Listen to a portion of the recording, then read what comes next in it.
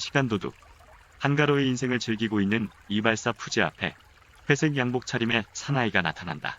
그 사나이는 인생을 70년이라 친다면 22억 752만 초가 우리 인생의 전체 시간이라고 말해준다. 그렇게 많은 시간을 우리가 가질 수 있다니. 이 말을 들은 이발사 푸지는 새삼스레 감탄한다. 그러나 그 사나이는 계속 말을 잇는다. 수면 시간을 매일 8시간, 일하는 시간도 8시간, 하루 3끼 먹는 시간을 적게 잡아 2시간이라 치면이라고 말하며 푸지가 쓰는 시간을 하나씩 빼나간다. 거기에다 당신은 늙은 어머니 곁에 앉아서 1시간씩 잡담을 합니다. 이건 당신이 헛되게 버리는 시간입니다. 사나이의 개선은 여기서 끝나지 않는다. 매주 한 번 영화를 보러 가고 매주 2번씩 단골 술집에 가고 그 밖에 저녁에는 친구들을 만나 쓸데없는 잡담을 합니다. 요컨대 당신은 이렇게 불필요하게 시간을 낭비한다. 그 사나이는 만나는 사람마다 똑같은 설교를 하며 돌아다닌다. 사람들은 갑자기 시간이 아까워졌다. 그리하여 모두가 시간을 아껴 쓰자며 서로들 바삐 뛰어다녔다. 어린아들이 같이 놀자고 해도 아버지는 바쁘다며 상대를 해주지 않는다. 어머니도 친구 모임에 간다며 아이들에게 책을 읽어주지도 않게 됐다. 미하엘 엔데의 유명한 작품 모모는 그렇게 시작된다. 몇 번 봐도 감동을 주는 험프리 보가트와 잉그리드 버그만 주연의 영화 카사블랑카가 있다. 모로코의 수도 카사블랑카에는 독일군을 피해서 유럽을 탈출하려는 사람들로 들끓고 있었다. 그런 곳에서 카페를 경영하는 험프리 보가트에게 뜨내기 애인이 묻는다. 어젯밤에는 어디 있었느냐고. 그런 옛날 일은 기억이 나지 않는다고 험프리가 퉁명스럽게 대답한다. 그러자 재차 애인이 묻는다. 오늘 저녁에는 만나줄 수 있겠느냐고. 이에 험프리는 담담하게 대답한다. 그런 앞일을 어떻게 알 수 있느냐. 난 지금 그런 약속을 못한다. 미래가 불투명해서 하고 말한다.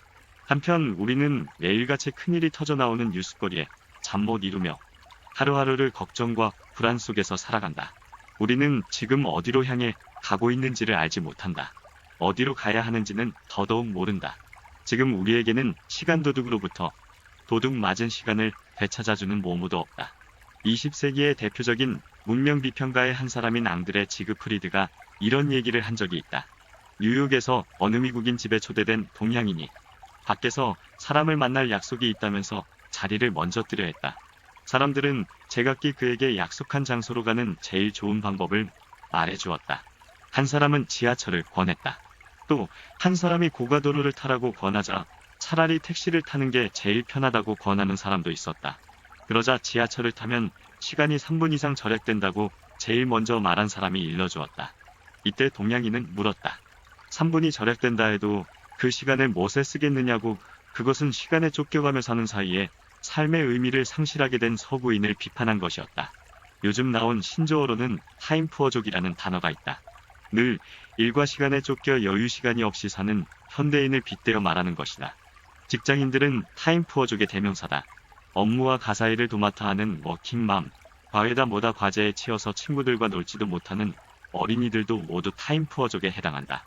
우리말로는 시간 빈곤자, 시간에 쫓기는 사람, 시간 노예 정도로 이해하면 될 듯하다.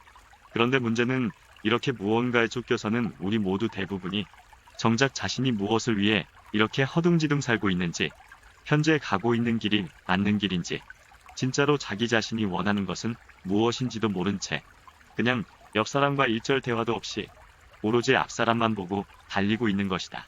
정말로 안타까운 현실이다. 그래도 자기 전 1분이라도 눈을 감고 조용히 명상하면서 하루의 일과를 되돌아보는 자기 성찰의 시간을 가진다면 좀 더 시간을 효율적으로 쓸 텐데 말이다. 결국 모모가 찾고자 했던 시간도둑은 마음이었던 것이다. 한자로 바쁘다는 뜻으로 망이라는 글자가 있다. 마음심과 망할 망이라는 두 글자가 합쳐진 것이다. 다시 말해서 마음을 잃은 상태가 망이다. 마음이 죽었다는 뜻이다. 정작 죽은 마음을 살려낼 방법이 없단 말인가. 공자도 일장일이라는 말을 한 적이 있다. 사람은 마냥 긴장하고만 있으면 안 된다. 한번 긴장하면 그 스트레스를 풀기 위해 휴식할 필요가 있다는 것이다. 서양 사람들은 예부터 이보다 더 깊은 뜻을 여가에 담아왔다. 우리는 여가를 갖기 위해 일한다는 것이 아리스토텔레스의 주장이었다. 그는 인생을 노동과 여가로 나누고 인생에 있어서의 행복은 오직 여가 활동 속에서만 존재한다고까지 말했다. 그것은 마냥 놀자는 말이 아니다. 그가 생각한 여가 활동이란 음악 감상과 사색이었다. 그보다 한결 세속적이며 현대적인 영국의 수상이었던 처칠도 여가를 이렇게 말한 적이 있다.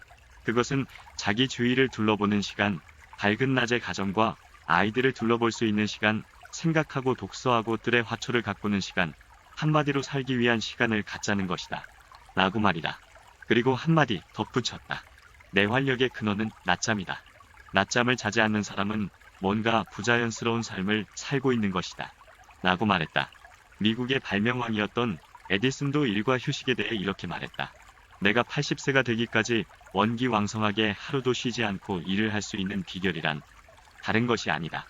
나는 쓸데없는 일로 나를 피로하게 만들지 않았을 따름이다. 앉을 수 있는 곳에서는 앉고 누울 수 있는 곳에서는 누워서 몸을 쉬었다. 쓸데없이 몸을 일으키거나 서 있지 않았다 하고 말했다.